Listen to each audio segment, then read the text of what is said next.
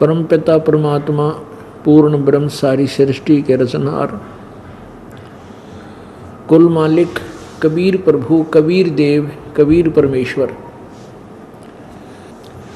यथार्थ आध्यात्मिक ज्ञान अर्थात तत्व ज्ञान को स्वयं ही आकर के वो ठीक ठीक बताते हैं। यहाँ के प्रभु, यहाँ के स्वामी ब्रह्म द्वारा, ब्रह्म ज्योति निरंजन काल के द्वारा भ्रमित यहाँ के नकली डुप्लीकेट संत ऋषि महर्षि जो वेदों, गीता जी व पुराणों से अपरिचित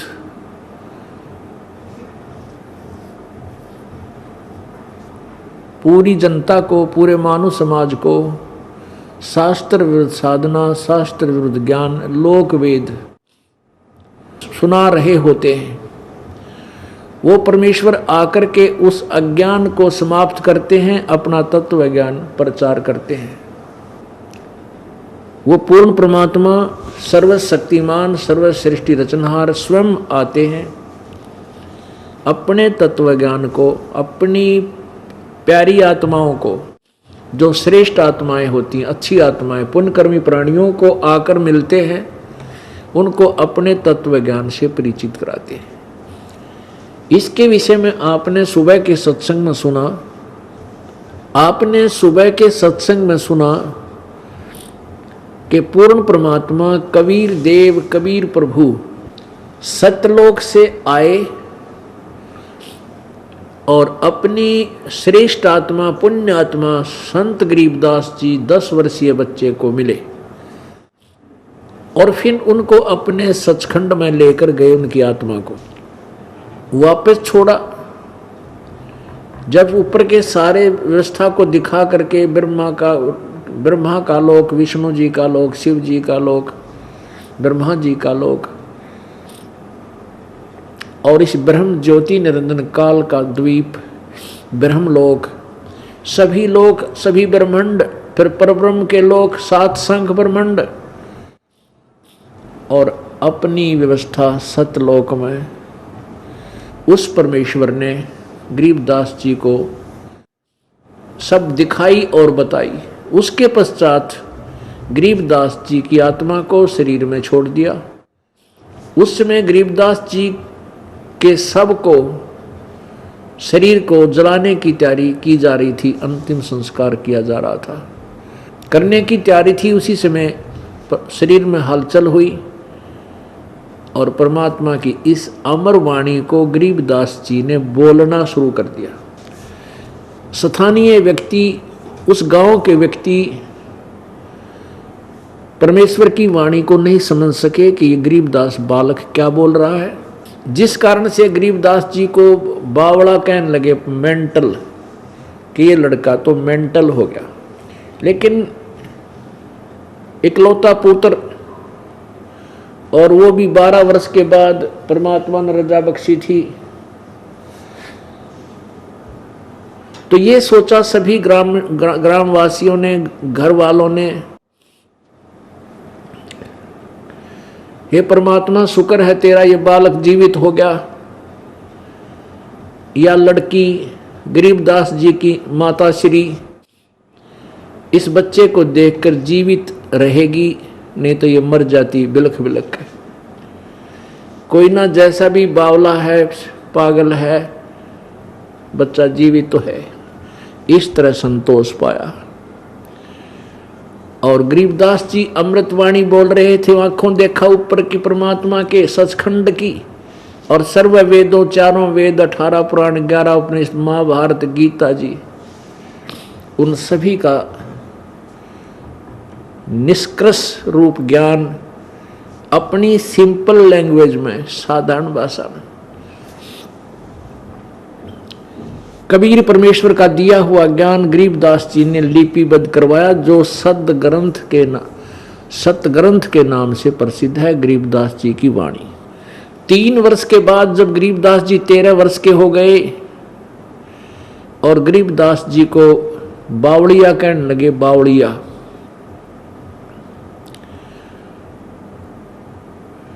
क्योंकि गरीबदास जी यही वाणी बोला करते थे, आनंद लेते थे, प्रभु की महिमा गा गा कर सुनाया करते थे। कहीं बच्चों को इकट्ठा कर लेते थे, कहीं खेत में पालियों को इकट्ठा करके ये वाणी सुनाना शुरू कर देते थे।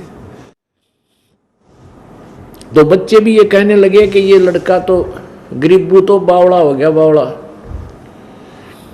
और पुण्यात्माओं, अकल अलूने दीखते ये सर्व अकल के मूल, हरदम रटे हरि नाम को ये झूले अनहद झूल।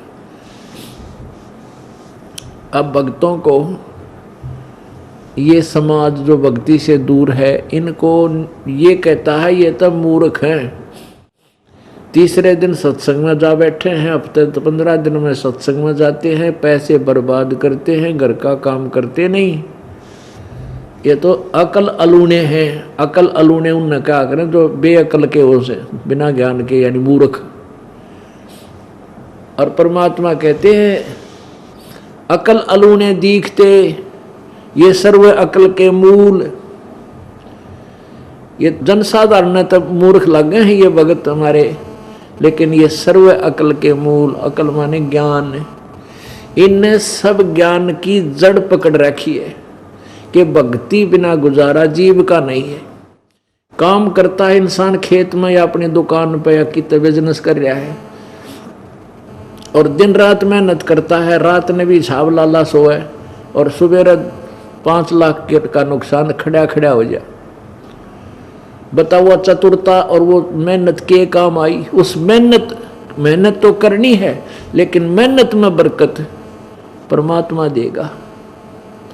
तो ये ज्ञान हमारे समझ में आ चुका है, इसलिए हम संसार की दृष्टि में चाहे बेशक न्यू लगते हों, भले ये समझते हो कि ये तो मेंटल हो रहे हैं, पागल है, तीसरे दिन बरवाड़ा सत्संग में भाग जाते हैं। तो आप जी के लिए परमात्मा कहते हैं अकल अलूने दीखते ये सर्व अकल के मूल, हरदम रटे भगवान को ये झूलने अनहद झूल। ऐसे ही गरीबदास जी को जनसाधारण तेन्यू कहा करता मेंटल हो गया, इसने और बात ना आती, पता नहीं के भाषा बोल रहे हैं। पुण्यात्माओं, 3 वर्ष बीत गए, इसी तरह कहानी चलती रही। एक दादू पंथ का एक दादू साहब वो हैं जिनको परमात्मा कबीर जी ऐसे ही मिले थे जैसे गरीबदास जी को मिले। उसमें दादू साहब जी 7 वर्ष के बच्चे थे, बच्चों में खेल रहे थे। वहां परमात्मा आए एक बूढ़ा बाबा यानी जिंदा महात्मा के रूप में, और उनको ज्ञान समझाया। फिर अपना करमंडल से जल मंत्र दिया, जल पिलाया, एक पान के पत्ते पर रख कर। एक पान का पत्ते पर जैसे पीपल के पत्ते होते हैं, ऐसा पान का पत्ता होता है, उस पर जल डालकर जैसे हम अमृत पिलाते हैं जल नाम देकर, तो उस पत्ते पर ऐसे जल पिलाया और ज्ञान सुनाया और सतलोक ऊपर लेकर के गए। 3 दिन और 3 रात दादू जी बेहोश पड़े रहे, मरत नहीं हुए, श्वास चलते रहे। ऊपर के सारे लोक दिखाए जैसे गरीबदास साहिब जी को दिखाए। तीसरे दिन वापस आत्मा आई तो यही वाणी बोलने लगे, जिनमो को निज नाम दिया सोए सतगुर हमार, दादू दूसरा कोई नहीं हो कबीर सृजनहार। अब क्या वाणी बोली कबीर परमेश्वर की महिमा की। जो जो शरण कबीर के तिरगे अंत अपार, दादू गुण के ताकहूं कैतन आवे पार। कबीर करता आप है दूजा ना कोई, दादू पूर्ण जगत को भक्ति दृढ़ावे सोए। पूरे जगत को भक्ति कबीर परमात्मा ही दृढ़ाते हैं, वही सच्ची भक्ति बताते हैं। ठेका पूरा होवे जब सब कोई तुझे शरीर, दादू काल गंजय नहीं, जपे जो नाम कबीर।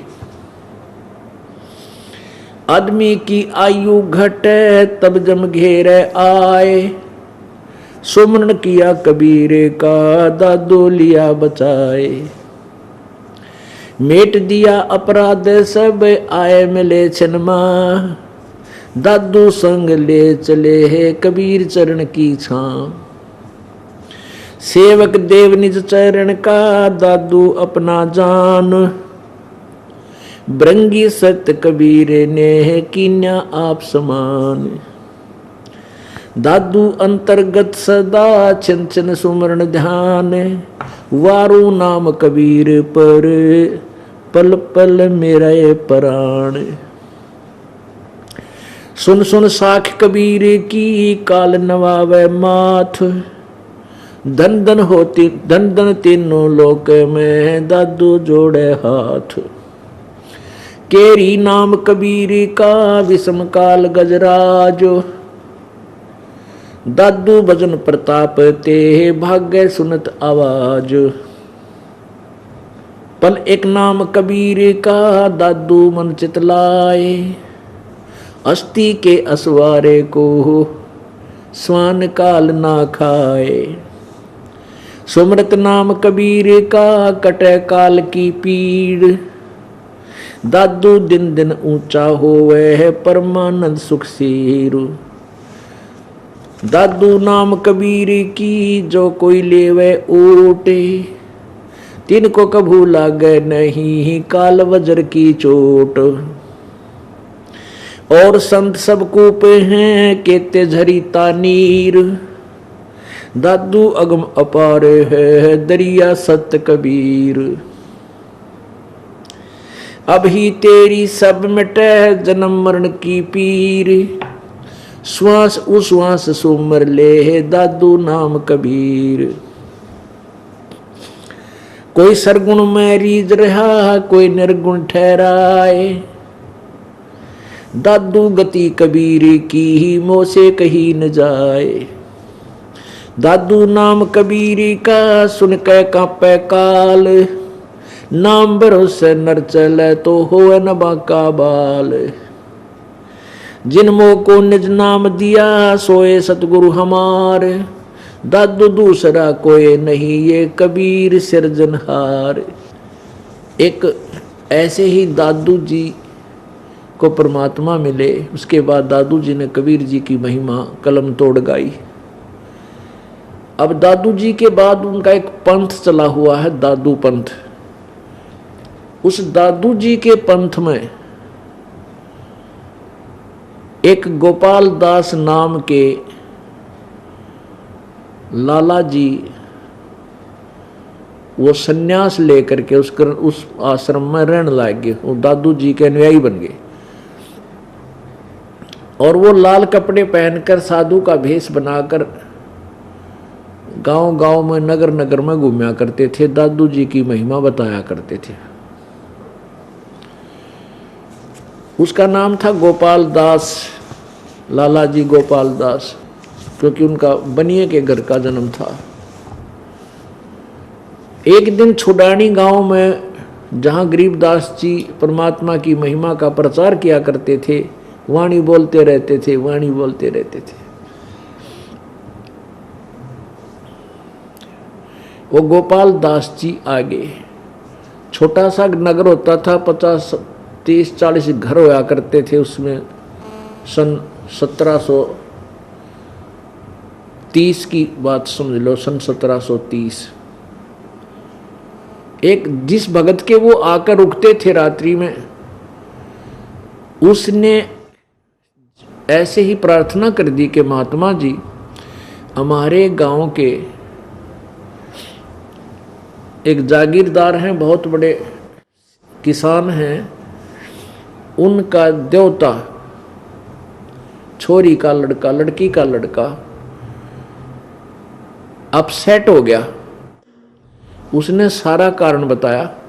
ऐसे ऐसे किसी संत ने जादू जंत्र का दूध पिला दिया, कुंवारी गाय का निकाल के।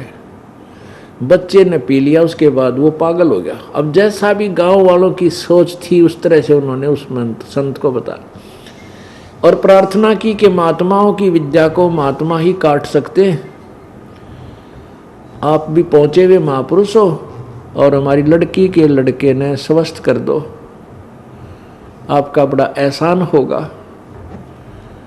तो गोपाल दास ने कहा कि लाओ, बुला के लाओ उस बच्चे को। अब जिसके घर पर वो गोपाल दास महात्मा जी आए हुए थे वो गया वहां, वो शिवलाल नाम थे वहां, शिवलाल जी जो गरीबदास जी के नाना जी थे। उनसे प्रार्थना की कि ऐसे ऐसे हमारे एक महात्मा आए हुए हैं और वो कहते हैं कि अपने इस आपके देवते को वो स्वस्थ कर देगा, उसको दिखा लेते हैं। शिवलाल जी ने कहा बहुत अच्छी बात है, अगर ये बात हो जाता है बहुत ही अच्छा, एहसान मानेंगे हमारा देवता ठीक हो जाए। तो उसने 2-4 भक्त आदमी और इकट्ठे हो गए, वो बच्चे गरीबदास जी को लेकर के गोपाल दास महात्मा जो 60 वर्ष के ऊपर की आयु का था और गरीबदास जी 13 वर्ष की आयु के बालक। अब गोपाल दास जी के पास ले गए, प्रणाम करके सब भक्त वो बैठ गए गांव वाले और प्रार्थना की कि महात्मा जी सारी कहानी बताइए, लड़की का लड़का है, इकलौता पुत्र है, ये पागल हो गया। एक साधु संत आए थे, उन्होंने एक गाय का दूध अपने जंतर मंतर से निकाल के प्या दिया छोरे ताई, यो मेंटल हो गया। अब गोपाल दास जी ने पूछा आदरणीय गरीबदास साहिब जी से, क्या पूछा कि बच्चा कौन था जिसने तेरा जीवन बर्बाद कर दिया, क्या उसने अपना नाम बताया था? अब गरीबदास जी कहने लगे कि महात्मा जी उसने मेरा जीवन बर्बाद नहीं, मुझे तो आबाद कर दिया। अलल पंख अनुरागे है सुन मंडल रथीर, दास गरीब उधारिया मोए सतगुरु मिले कबीर। अब उस दादू पंथी महात्मा के एकदम, क्योंकि वो वाणी का जानकार था, वाणी पढ़िया करता, एकदम झटका लग गया कि कबीर मिला इनको।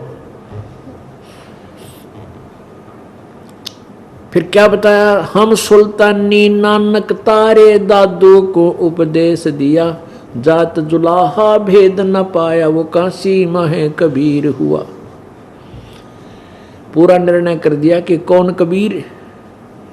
गोपाल दास ने पूछा कौन कबीर, कि हम सुल्तानी नानक तारे दादू को उपदेश दिया, जात जुलाहा भेद न पाया वो काशी माहे कबीर हुआ। वो धानक कबीर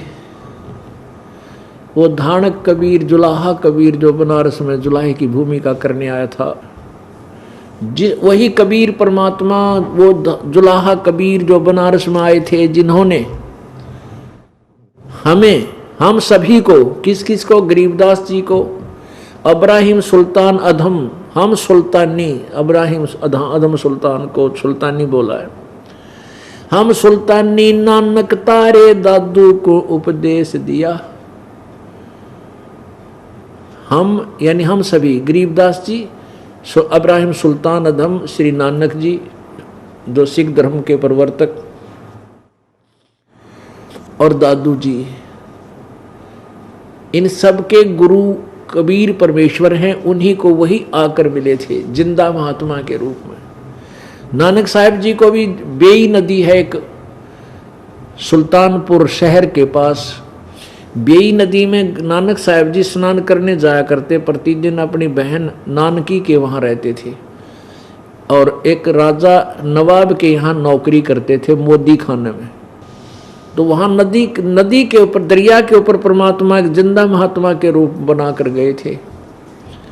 और नानक जी ने जो ही दरिया में डुबकी लगाई तो डुबकी लगाने के बहाने उनकी आत्मा को, शरीर को बाहर निकाल लाए, अब स्ट्रीम में जिधर से जला रहा था उधर ले जाके वापस शरीर तो बाहर रख दिया और सतलोक में ले गए नानक साहब की आत्मा को, सचखंड में लेकर गए। जब नानक जी ने परमात्मा को सचखंड में देखा, पूरा व्यवस्था देखी कि ये तो वही धानक बनारस में, परमेश्वर ने कहा कि मैं बनारस में, काशी में एक धानक जुलाहे की भूमिका करता हूँ, वहाँ गया हूँ, वहाँ आ जाना, आपको सत्य नाम दूंगा। तो नानक जी को जल में डूबा हुआ मान लिया सभी ने। 3 दिन के बाद नानक जी सुबह सुबह फिर उसी बेई नदी के किनारे फिर दिखाई दिए, क्योंकि वो आत्मा वापस छोड़ दी शरीर में। और नानक जी वहाँ देख करके उनकी बहन भी खुशी का ठिकाना नहीं रहा, जनता की खुशी का ठिकाना नहीं रहा, दुनिया देखने आ गई। और नौकरी पर चले गए, जाते ही 13 करके सबको बांट दिया। 13 से आगे गिनती नहीं करी, क्योंकि 3 दिन का सबका लेन देन बाकी था। और करके खजाना खाली शमशान घाट पर जा बैठे, एक उस वैसा चोला पहन गए जैसा संत रूप में परमात्मा आए थे। और जब नवाब को पता चला कि भाई किसी ने चुगली खा दी कि नानक जी ने तो तेरा सारा काम बिगाड़ दिया, खजाना सारा खाली कर दिया, कुछ नहीं छोड़ा तेरे गोदाम में। जब नानक जी को वापस बुलाया गया, उसके सामने, उसके जीजा जी के सामने जो बहनोई था, जयराम नाम था उसका, जिसने नानक जी को अपनी शनाख्त देकर, अपने गवाही दे करके अपना गारंटर बनकर वह नौकरी दिवाई थी, उसके सामने सारा अकाउंट किया गया कि अगर कोई कमी बेसी पाई तो जयराम जी को से ले लूंगा, नवाब ने कहा था। जब गिनती की, अकाउंट किया तो पूरा हिसाब किताब पूरा हो गया, कोई पैसा कम नहीं, बल्कि 760 रुपये नानक जी की तरफ फालतू बच गए और नवाब का खाता पूरा हो गया। उस समय के 760 रुपये आज के 7.5 लाख, बल्कि 15-20 लाख के बराबर पैसे, रुपये समझो। तो नानक जी से कहा कि ले अपने पैसे, ये आपके हैं, ले जाओ। नानक जी ने वहीं छोड़ दिया कि मुझे नहीं चाहिए, गरीबा बांट दे। उस दिन के बाद ये पता चला कि भगवान कोई और है, हम किसे भगवान मान रहे थे। नानक जी हिंदू धर्म में जन्म होने के नाते ऐसे गीता जी पढ़ा करते थे, जो सिरफरे पांडे थे, ब्रजलाल पांडे, जिसने क्या है का नहीं पता था। श्री कृष्ण जी को सर्वेश्वर, महेश्वर, परमेश्वर, कबीर, क्या नाम है, विष्णु जी का अवतार, यही बताया करते थे। जैसी दंत कथा हम हिंदू धर्म में सुना करते थे। जब उन्होंने आंखों देखा अपने आंखों से कि ब्रह्मा विष्णु महेश की सतीथि क्या है और परम अक्षर ब्रह्म परमात्मा कौन है, वो तो कोई और है जिसकी पूजा करनी चाहिए।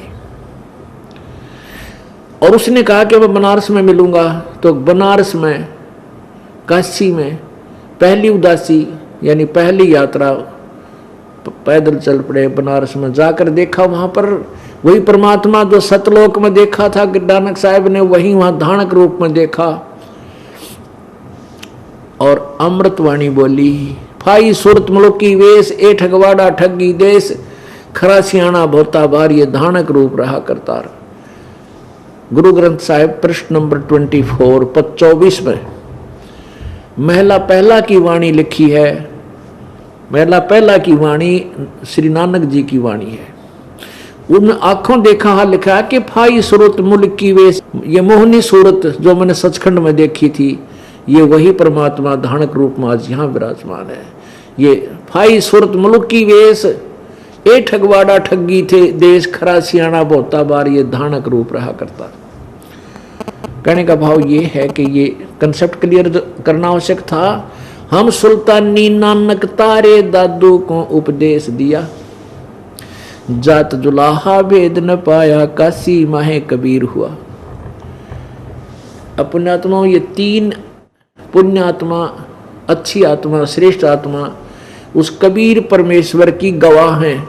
इन्होंने अपने एफिडेविट अर्थात अपनी अमृतवाणी में प्रमाण दे रखा है कि कबीर इज गॉड। और ये वही कबीर है जो काशी में, बनारस में धानक रूप में आया था, जुलाहे रूप में था। अब गोपाल दास गीते जो है आओ भाव ही बदल गए। वो तो सोचता ही रह गया कि ये बालक ये कहीं मेंटल है, ये तो भाई भगवान की अमृतवाणी बोल रहा है। परमात्मा बताते हैं अजब नगर में ले गए हमको सतगुरु आन, और जल के बिम अगाध गति हम सूते चादर तान। हमने परमात्मा आकर के स्वयं लेकर गए थे अजब नगर में, सतलोक में लेकर गए थे। तो दादू जी की वही दादू जी के साथ परमात्मा ने किया ऐसा। गरीबदास जी को मिले, नानक जी को मिले, और भी बहुत से महापुरुष से मुल्कदास जी को मिले, और गीसा दास जी को मिले, धर्मदास जी को मिले, महर्षि रामानंद जी को मिले। तो वो पुण्यात्मा श्रेष्ठ आत्माओं का आकर परमात्मा मिलता है। तो कहने का भाव ये है कि उस 60-65 साल के व्यक्ति गोपाल दास महात्मा बना बैठा था, उसने उस 13 वर्ष के बालक के चरणों में शीश रख दिया कि तो परमात्मा से परिचित आत्मा है, इसने भगवान प्राप्त हो चुका है, ये वाणी वैसे नहीं बोली जा सकती। और गांव वालों तुम इसको पागल कह रहे हो, तो भाई सर्व अकल का मूल ये तो पूर्ण संत है, परमात्मा का प्यारी आत्मा है। अब गांव वाला ने सोचा भाई यो बाबा जी भी मेंटल हो गया, इस बच्चे की गेला, इस बालक के साथ साथ फिर रहा से चरणा में माथा टेका है, और यूं कह रहा है कि हे गरीब महाराज जी, ये 65-60 वर्ष का गोपाल दास 13 वर्ष के बालक गरीबदास जी को कहते हैं कि आप ये अमृतवाणी लिखवा दो, मैं पढ़ा हुआ हूँ, मैं आप ये वाणी लिख लूँगा, आप वाणी लिखवा दो। आने वाले समय में कलयुग में ना जाने कितने जीवों का उद्धार होगा प्रभु। तो गरीबदास जी आगे आगे चल दिए, नहीं बोले उसने। फिर बार बार प्रार्थना करी, जब कहा कि गोपाल दास यदि पूरी लिख है, जितनी मैं लिखवाना चाहूँ तो मैं लिखवाऊँ, ना तो नहीं लिखवाऊँ। तब उसने कहा कि महाराज जी मैंने कोई काम नहीं करते, कति फारिग होकाया हुआ हूँ, संन्यास ले रखा है, आप बोलो ये दास लिखेगा। गरीबदास जी का एक बडबेरी का बाग था, उस क्षेत्र में पहले ही से जाड़ बोझड़े हुआ करते, जल था नहीं इतना। बडबेरी का यानी बेरी का बाग था, उसके अंदर एक जंडी थी। उस जंडी के वृक्ष के नीचे, जंटी के वृक्ष के नीचे बैठ के सुबेरे बैठ जाते, गरीबदास जी बोलते और गोपाल दास जी बही में लिखने लगे। 6 महीने तक लिखते रहे। अपुण्य आत्माओं, वही अमरवाणी आज हमारे पास उपलब्ध है। उसी आंखों देखा परमात्मा। गरीबदास जी कहते हैं हम देखा सो साच है और सकल परपंच। हम आंखों देखी कहते हैं, कहीं सुनी नहीं।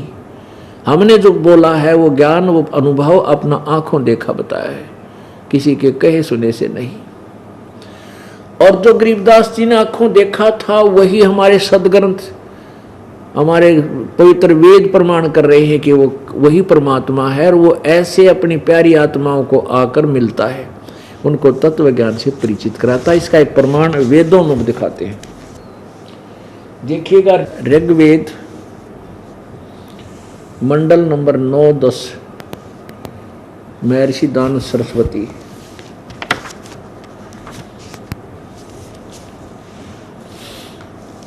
ये है प्रकाशक हैं सार्वदेशिक कार्य प्रतिनिधि सभा, महर्षि दान भवन, रामलीला मैदान, नई दिल्ली। ऋग्वेद भाषा महर्षि दान सरस्वती कृत।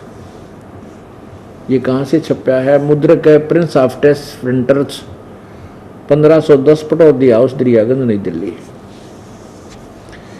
अब इसमें ये दिखाना चाहेगा ये दास के परमात्मा अपने भक्तों को आकर मिलता है, अपने भक्तों, अपनी श्रेष्ठ आत्माओं को आकर मिलता है। ये देखिए अध्याय मंडल नंबर 9 का सूक्त नंबर 86, मंत्र नंबर 26-27 में। ये देखिए अपवित्र वेद, ये है ऋग्वेद मंडल नंबर 9 सूक्त नंबर 86 और मंत्र नंबर 26। इसमें क्या लिखा है?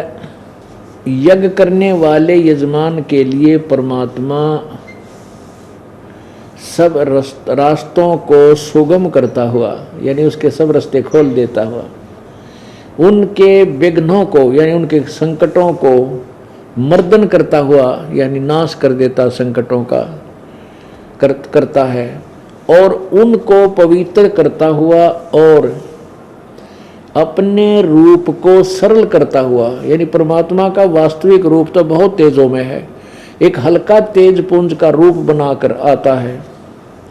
वह कांति में परमात्मा कबीर, इन्होंने कबीर को सर्वज्ञ लिख दिया। यहां देखो शब्द, यू कबीर अचो, कबीर अचो, ये कबीर, हम इसको कबीर बोल देते हैं, कबीर। इन्होंने कवि शब्द लिख दिया, कवि, कवि का अर्थ सर्वज्ञ कर दिया। यहाँ कबीर देव लिखना चाहिए था, फिर भी हम इन्हीं के शब्दों, हमने जो अपना कंसेप्ट क्लियर करना वो देखना है। सरल अपने रूप को सरल करता हुआ वह कांति में परमात्मा सर्वज विद्युत के समान क्रीड़ा करता हुआ वर्णीय पुरुषों को यानी श्रेष्ठ भक्तों को, श्रेष्ठ आत्माओं को प्राप्त होता है। इससे स्पष्ट हो गया कि वो पूर्ण परमात्मा यज्ञ करने वाले यानी साधक साधना करने वाले भगत के सभी रास्तों को सुगम करता है, उसके रास्ते खोल देता है, उनका रास्ता साफ कर देता है, उनके विघ्नों का नाश करता है, उनके आने वाले संकट आपत्तियों को दूर करता है और उनको पवित्र करता हुआ अपने रूप को सरल करके, क्योंकि परमात्मा का वास्तविक रूप तो बहुत तेजों में है, दिव्य दृष्टि नहीं देख सकती, ये आंखों चरम दृष्टि नहीं देख सकती, उसको दिव्य दृष्टि से देखा जा सकता है। इसलिए अलका तेज पुंज का एक और शरीर बना करके अपने रूप को सरल करके हल्का करके वो परमात्मा कबीर क्रीड़ा करता हुआ यानी एक लीला करता हुआ अब वर्णीय पुरुषों को, श्रेष्ठ व्यक्तियों को प्राप्त होता है, अच्छी आत्माओं को आकर मिलता है। वो क्या करता है आगे देखो, मंडल नंबर 9 सूक्त 86 26 पढ़ लिया, हम इसको लिखें कबीर है वो परमात्मा, फिर उन्हीं की वजह से चलने दे। 27 में क्या लिखा है, प्रेम की वे सैकड़ों धाराएं जो नाना रूप में सतिथि को लाभ कर रही हैं, वे परमात्मा को प्राप्त होती है। प्रकाश पुंज परमात्मा को, तेज पुंज, प्रकाश पुंज कहो चाहे तेज पुंज, परमात्मा जो हल्का शरीर बनाकर आया है, तेज पुंज परमात्मा को बुद्धि वृत्तियां विषय करती हैं। जो परमात्मा ध्रुवलोक के तीसरे पृष्ठ पर विराजमान है, एक देशीय है, प्रकाश स्वरूप है और बुद्धियां प्रकाशित करती हैं। अब ये है कि ध्रुवलोक के यानी सतलोक के तीसरे पृष्ठ पर विराजमान है, यानी तीसरे मुक्ति धाम सतलोक में वो परमात्मा रहता है। अब एक तो ये हो गया कि भगवान सतलोक एक स्थान पर रहता है और वहां से चलकर आता है, अपनी प्यारी आत्माओं को मिलता है। अब दूसरा और देखें, अब ऋग्वेद मंडल नंबर 9 सूक्त नंबर 82, ऋग्वेद मंडल नंबर 9 सूक्त नंबर 82 और इसका प्रथम मंत्र में स्पष्ट किया है, परमात्मा साकार है, मनुष्य की तरह है। जो सर्वो उत्पादक प्रभु यानी सबका उत्पन्न करने वाला प्रभु प्रकाश रूप यानी तेज पुंज शरीर युक्त है, सद्गुणों की वृष्टि करने वाला, पापों के हरण करने वाला, वह राजा के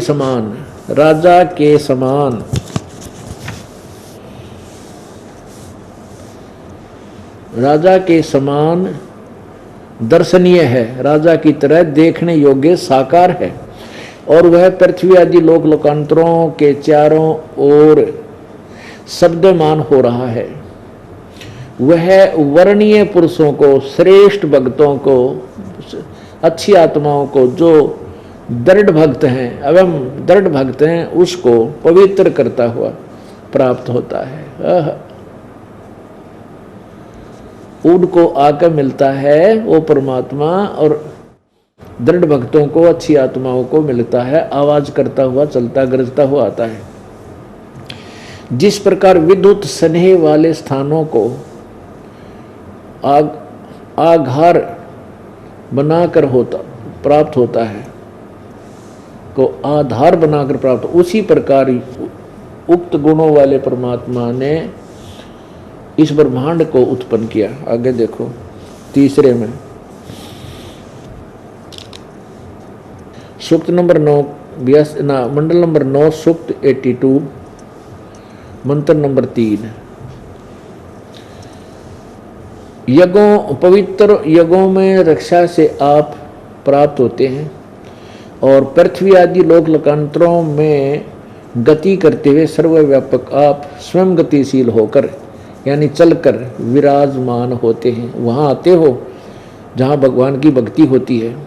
आप कैसे हैं? सबके तर्पक हैं, सबके रक्षक हैं और बड़े बड़े गतिशील पदार्थों के नियंता हैं और पृथ्वी आदि लोक लोकांतरों के केंद्र होकर सब में रक्षा को उत्पन्न करते हो। अब इन श्लोकों ने सिद्ध कर दिया परमात्मा कहीं एक स्थान पर है, वहां से चलकर आता है और वहां वो राजा की तरह दर्शनीय है, देखने योग्य साकार है और अपनी प्यारी आत्माओं को आकर मिलता है। आगे देखो वो कबीर है, ये तो क्लियर है ही। ये देखो ऋग्वेद मंडल नंबर 9 सूक्त नंबर 96 इसमें 16वें मंत्र में न्यू पूछा है कि हे परमात्मन, सर्वोपरि रहस्य श्रेष्ठ नाम जो आपकी तुम्हारी संज्ञा था, जो नाम है उसका ज्ञान कराएं, आप उसका हमें ज्ञान करा दो।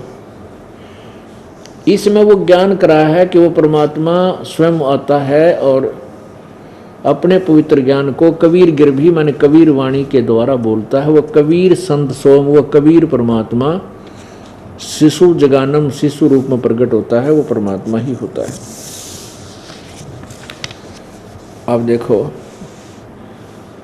18वें श्लोक में, अभी 17वां आपने देखा, 18वां देखो मंडल नंबर 9 सूक्त नंबर 96 का श्लोक नंबर 18।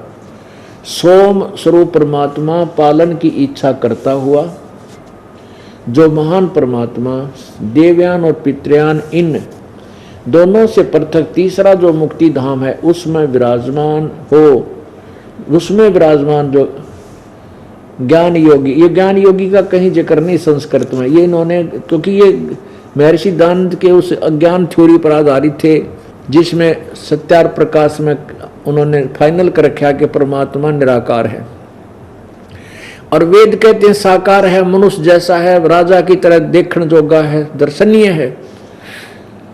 तो उस आधार पर इन्होंने ज्ञान योगी लिख दिया, जबकि स्पष्ट है कि वो परमात्मा तीसरे मुक्ति धाम में बैठा है, विराजमान है, एक देशीय है।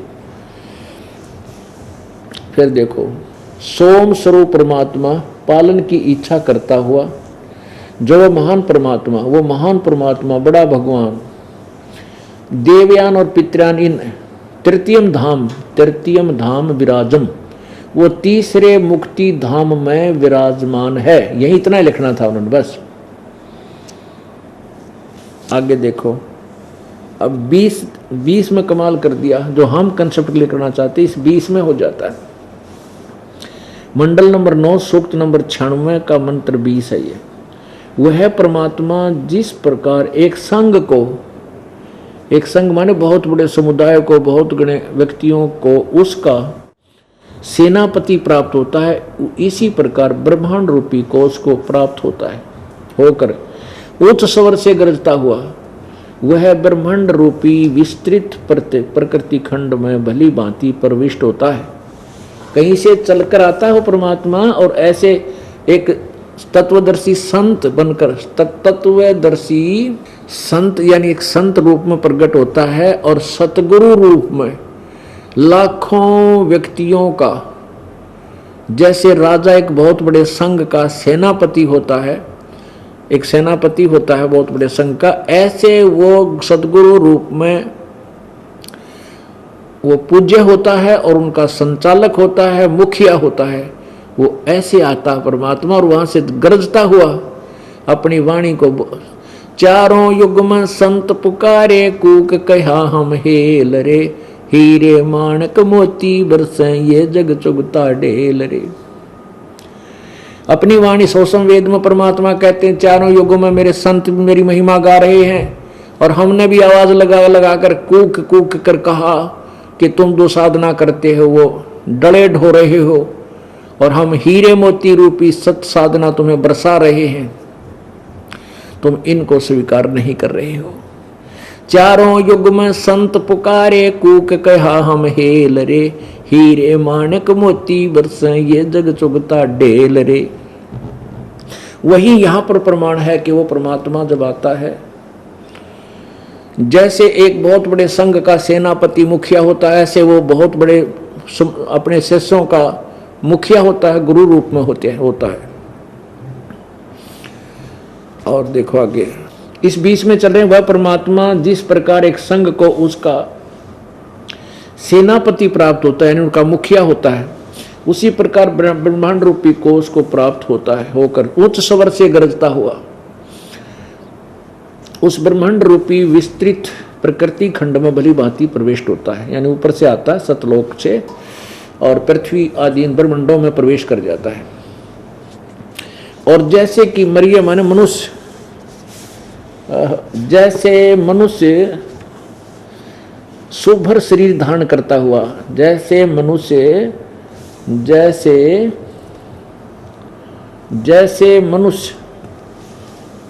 सुभर शरीर धारण करता हुआ अत्यंत गतिशील पदार्थों के समान प्राप्ति के लिए गतिशील होता हुआ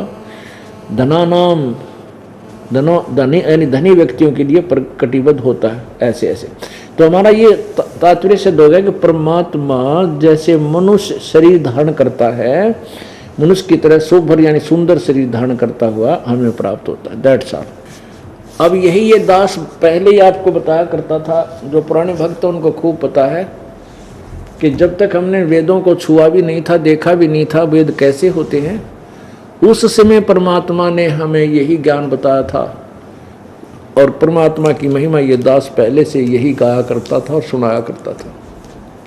अब इससे हमारा ये कंसेप्ट क्लियर हो गया, ये विषय कंप्लीट हो गया कि कबीर परमात्मा वही है जिसके वेद गवाह हैं, जिसके बारे में वेद भी बता रहे हैं। परमात्मा कबीर देव ने स्वयं आकर कहा था, वेद मेरा भेद है और मैं ना वेदन के माही, और जौन वेद से मैं मिलूं ये वेद जानते नहीं।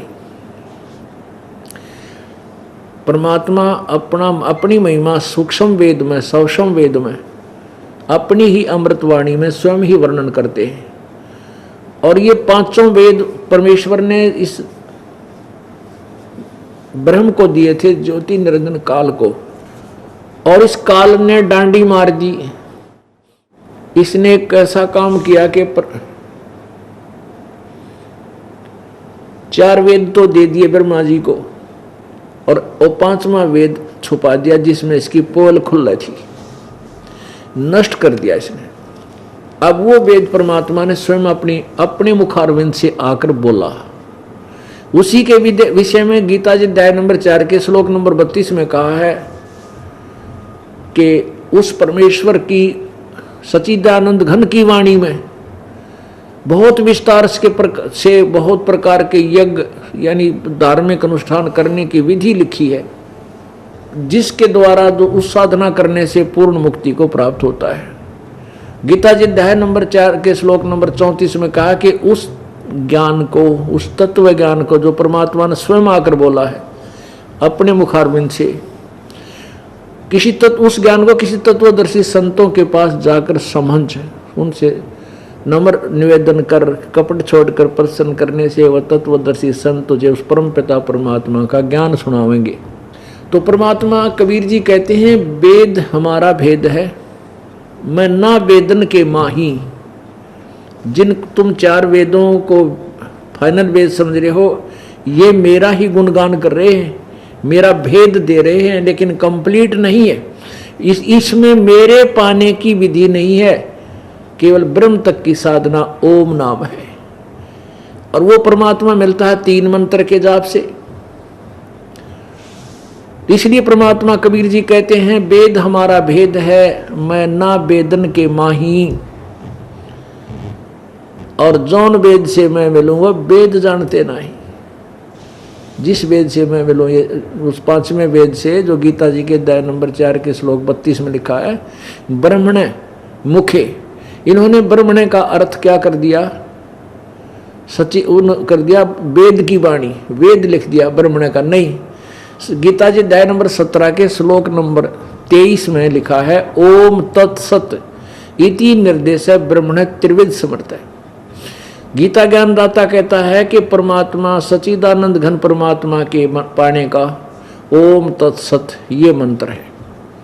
वहां ब्रह्मणे का अर्थ सही किया उन्होंने, सच्चिदानंद घन ब्रह्म, यानी 17वें अध्याय के 23वें श्लोक में ब्रह्मणे का अर्थ सच्चिदानंद घन परमात्मा किया। और इसमें चौथे अध्याय के 32वें श्लोक में इन्होंने अज्ञानता के कारण, ज्ञान न होने से अनुवादकर्ता ने ब्रह्मणे का अर्थ कर दिया वेद, और मुख्य माने वाणी। वेद की वाणी लिख दिया, वेद की वाणी में नहीं, वो है सच्चिदानंद घन ब्रह्म की वाणी में।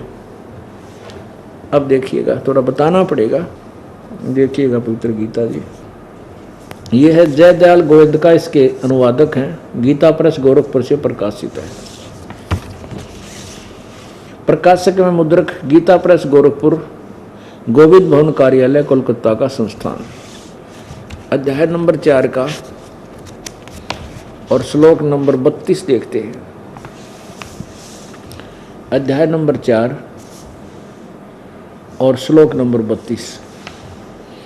इस प्रकार और भी, यानी जो 25 से लेकर 31 तक जो ज्ञान दिया है, कोई ऐसी साधना करता, कोई साधना करता है, कहते हैं इस प्रकार और भी बहुत तरह के यज्ञ यानी धार्मिक अनुष्ठानों की जानकारी इन्होंने ब्रह्मणे का अर्थ वेद की वाणी लिख दिया। नहीं, गीता जी वेद की वाणी तो बोल ले रहे हैं, गीता जी में सारा कुछ अलग से और कौन सा रहेगा फिर वेद की वाणी।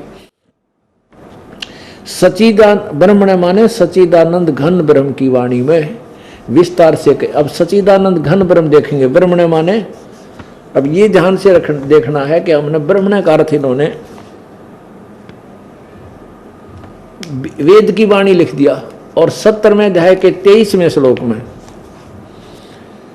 इसी ब्रह्मणे का अर्थ लिखा है सच्चिदानंद घन ब्रह्म।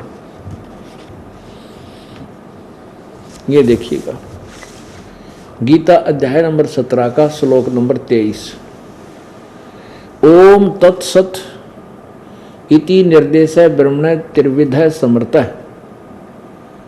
ब्राह्मणा तेन वेदा च यज्ञा च विहिता पुरा। ओम तत्सत, ऐसे 3 प्रकार का ब्रह्मणे माने सच्चिदानंद घन ब्रह्म का।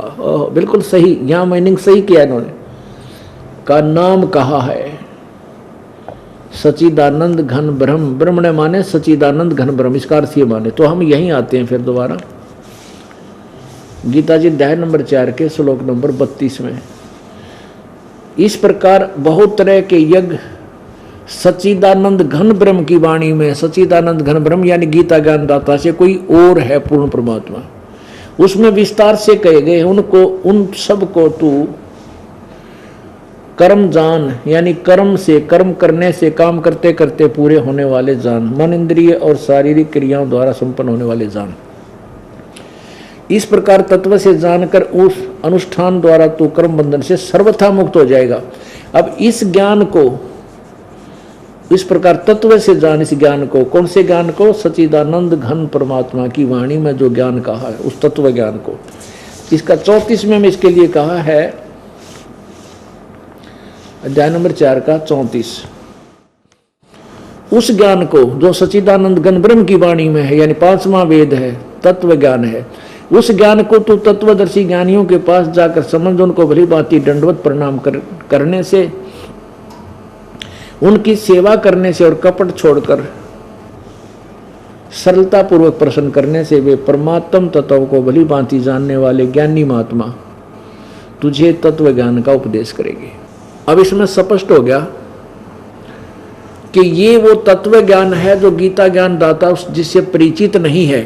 वही परमात्मा कहते हैं वेद मेरा भेद है, क्योंकि चारों वेदों का निष्कर्ष है इस पवित्र गीता जी, लेकिन वो पांचवा वेद गीता जी के ज्ञान से भिन्न है।